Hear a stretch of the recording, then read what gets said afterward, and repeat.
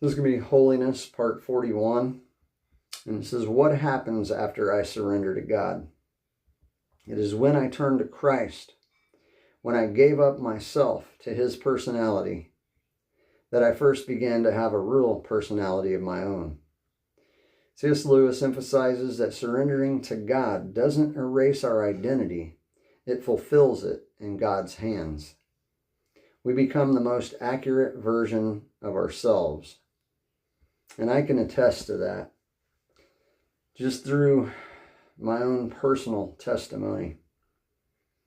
See, I remember going to church when I was young.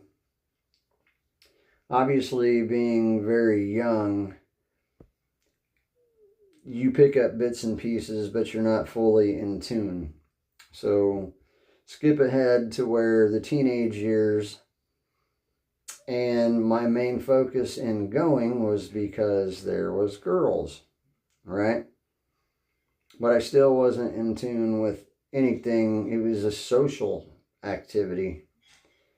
And then after that, I fell away. It wasn't until much later in life that, and I think a lot of us go through this, is we've tried everything on our own, in our own power. And at some point, yeah, things can turn out well for a while.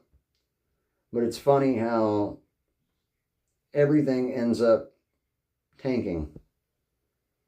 Because it was never the design for us.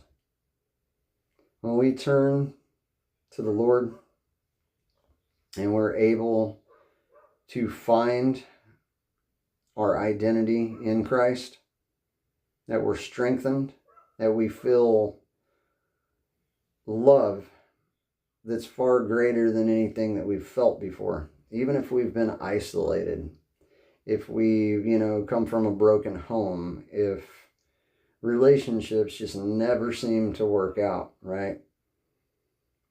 The one thing that sustains me now, because I've always, as many of you, had a gaping hole. We always try to fill that hole with, whether it's drugs, whether it's alcohol, whether it's sex, whether it's, compulsively buying stuff or collecting. Because I've fallen into, you buy something and it fills that void and gives you a honeymoon period, put it on a shelf, and now it's time to get the next game, the next movie, the next music, whatever it is. So I